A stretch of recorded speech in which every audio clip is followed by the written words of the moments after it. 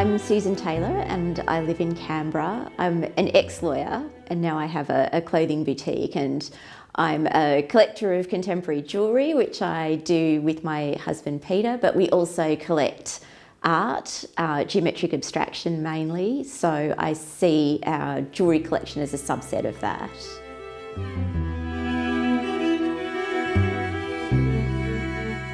I collect Australian and European contemporary jewellery. I started off collecting, actually started off collecting mid-century Scandinavian jewellery originally, and then from that I became more interested in contemporary Australian pieces.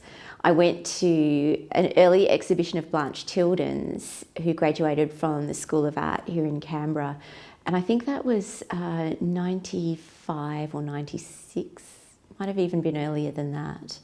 And I had that moment where I realised that that was exactly the kind of jewellery that I was interested in, and that really started to focus my collecting. It's not really especially important to me where the jewellers are from. It's more important what the jewellery is and how it speaks to me and the kind of ideas that they're conveying. So it's not really a conscious decision on my part where they're going to come from.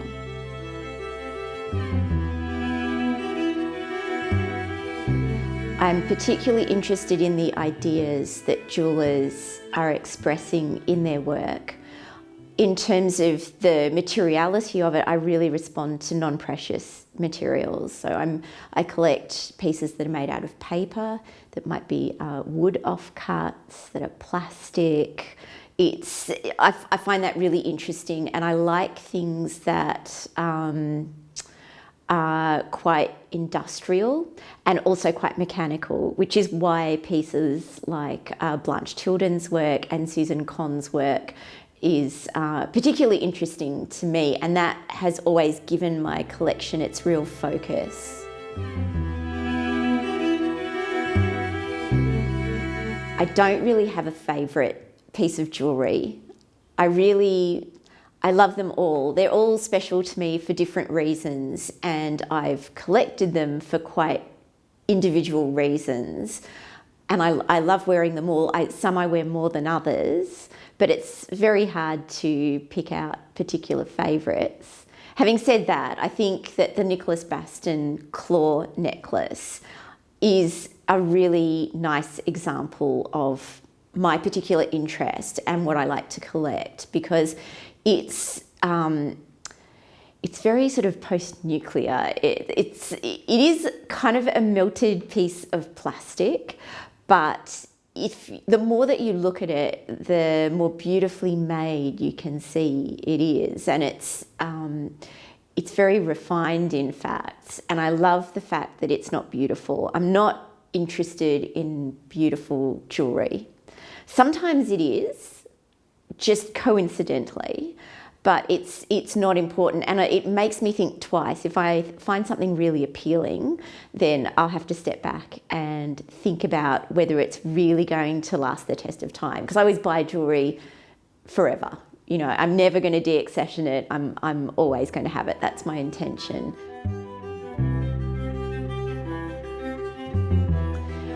All of my jewellery is very personal to me. Once it becomes mine, it's definitely what I see it as something that relates to my life and my interests, and I put my own kind of belief system onto it, I guess.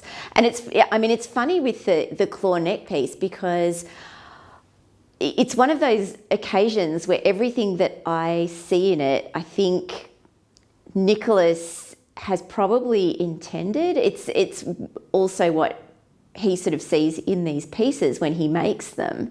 So it's quite a seamless transition to become mine. But of course, the way that I wear it and the combinations of things that I wear it with, you know, make it very personal to me and how it fits into my life. You know, I don't quarantine it as something that I only wear on sort of really special occasions. I don't wear it a lot because it has a very assertive presence. So it's quite it's not awkward to wear, but you feel it, you know, like it moves around as you move. But I quite like that. I don't think that jewellery needs to be quiet and almost forgotten. I really like it when the jewellery is a very strong presence. My jewellery comes from mostly from gallery exhibitions, and they can be interstate. I generally don't buy jewellery over the internet. It has to be a personal experience. So I see it as an exchange of ideas. So that's why I like to buy from a gallery where somebody is talking to me. Maybe I get to meet the maker, which is ideal, so that you really kind of understand where the piece came from. But you want to always have that personal exchange, you know, when you're buying something, so that it really means something to me.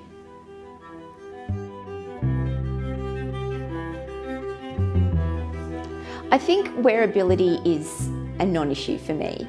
And that's because I can mostly make anything wearable.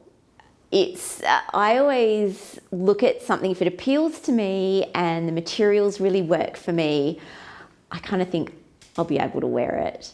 So it's not a huge issue. Having said that, some of my things are less wearable than others for varying reasons. I've got a brooch here, which is made out of 1920s dollhouse tin plates, and they're all just bolted together, and it's quite a chunky little number. It doesn't sit well on a top. You need a really heavy coat to put it on, so it naturally limits the amount of time that you can spend wearing this piece.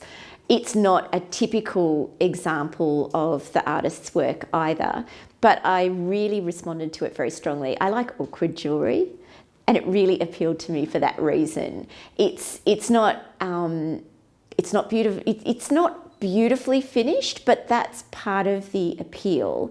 And I think when you wear it, it's still a really interesting, special piece. And I thought about it before I bought it. I thought really hard about it, and it just spoke to me because of that use of the use of materials that already had a substantial history.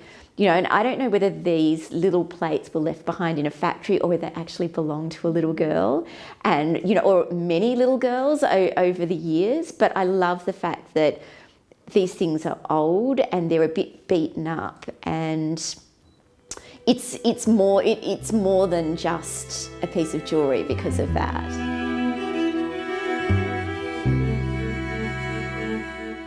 I think when I'm wearing my favourite jewellery, it makes me feel very protected, and it makes me feel finished. You know, it's funny. I mean, there are days when I don't wear much jewellery at all, and that's partly because clothing is also really important to me, and sometimes the clothing is more of a feature than the jewellery, and sometimes it's the other way around. But if I kind of leave the house and suddenly realise I don't have a piece of jewellery on, I feel really naked. Like there's something wrong, there's something missing, and I'm not complete until I've got a piece back on.